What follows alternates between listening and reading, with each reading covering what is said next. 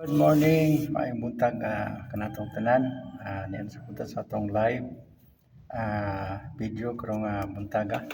Og akong i-share sa inyo ang Word of God, no? Sumala ni Apostol Pablo sa iyang sulat diri sa Episo kapitulo 5 bersikulo 1. Sanglit kamo minahalman nga mga anak sa Dios, paningkamot gayod kamo nga may sama kaniya ang Dios dugang sa pagpanalangin, sa pagbasa o sa pagpaminaw sa pulong sa Dios, no, alang kanato nitakna sa kabuntagon, isip mga Kristohanon, no. So kini nga mga pulong para kini kanatong tanan, no, isip mga Kristohanon, kaya mga Kristohanon mga anak man sa Ginoo, meaning human na nato gipasulod si Ginoong Hesus diri sa atong kasing-kasing, ato nang gihinulsolan ang atong mga kalapasan, no.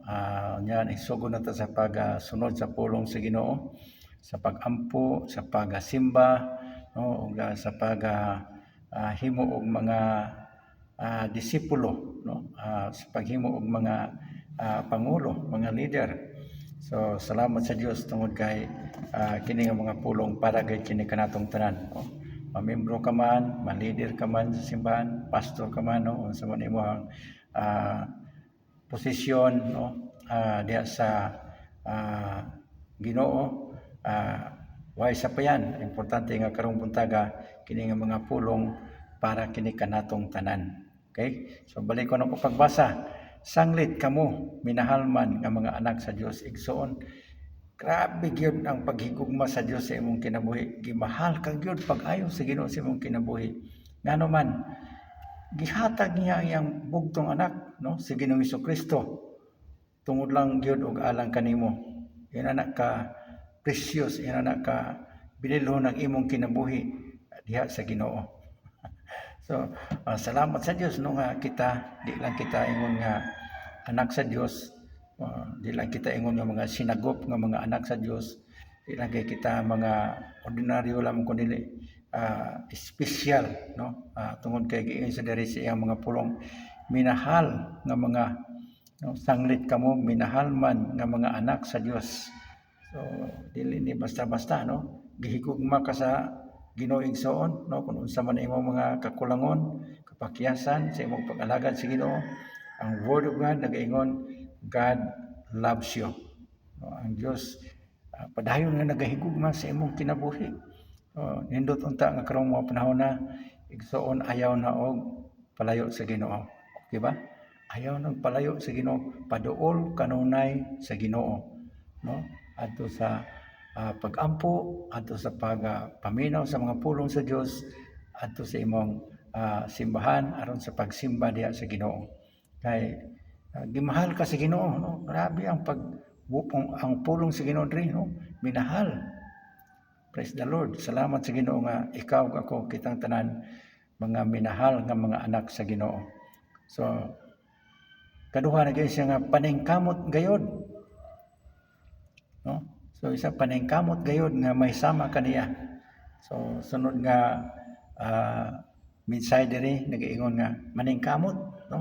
Tinon bitaw na ako uyon ko ana, no? Kung ang tao, kung ang anak sa Ginoo kulang sa paningkamot, na di pwede. So sa kini kapag pahinumdom o pagdasig kanimo igsoon, no, o kanako o kanatong tanan, no, maningkamot ta, no, kung unsa man atong pagpaningkamot, pagpangitag kwarta aron mabuhi, yan atong unta nga sama po niya na or labaw po niya na ang atong paningkamot nga himuon, no, para sa kahimayaan sa atong buhi nga Dios. Kaya nag-iom sa di paningkamot gayud kamo nga may sama kaniya, no? So ang pangutana, gusto ka ba nga may sama ka sa atong Ginoo? Siguro dili pa nato ni masabtan karon ang mga pulong, pero ngadto-ngadto, no, akong mga pagampo nga ikaw tudloan ka sa Dios, no, tudloan ta sa atong Ginoo nga sa mga pamaagi nga kita gusto nga may sama kaniya. Gusto nako nga hatagan og gamay lang nga mga pasabot kining pulong nga aron kamo may sama kaniya, paningkamot kamo nga may sama kaniya.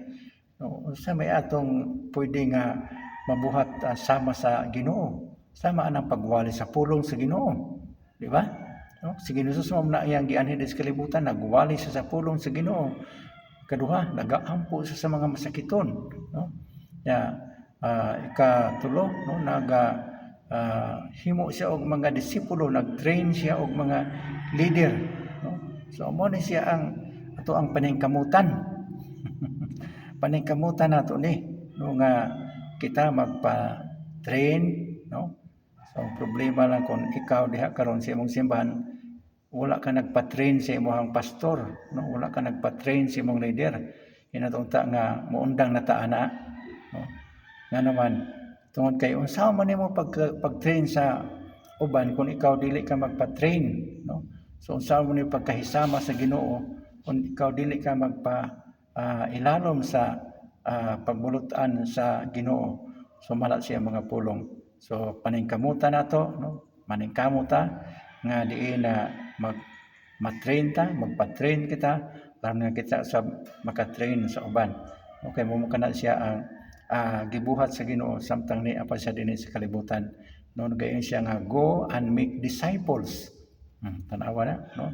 Kitang tanan di tahasan sa Ginoo nga di lang ta magsimba kundi kita maghimog mga disipulo. Kay mo na siya diri isip mga anak sa Ginoo, maningkamot kita nga may sama kaniya. So the Lord Jesus Christ trained 12 disciples. So kita pod, no, kung gusto kita, no, kung dili ka gusto bahala ka, no, apan kung gusto ka nga may sama sa Ginoo, so ingon siya di nga kita, no, mosunod sa iyang mga pulong.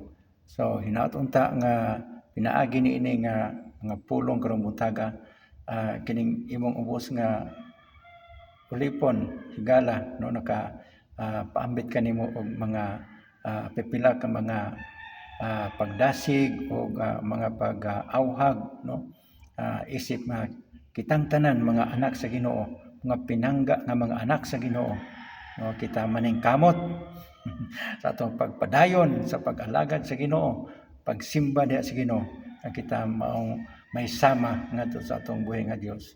So hangtod sa sunod nga live video, hinaot nga kamo padayon sa pag sunod ani no nga video, pinaagi sa inyong pag-comment, no, sa inyong pag-like o pag-share o inusab sa inyong mga pag-ampo diha sa Ginoo. So salamat sa hangtod sa sunod nga panahon. Ang Dios magapanalangin kaninyong tanan. God bless.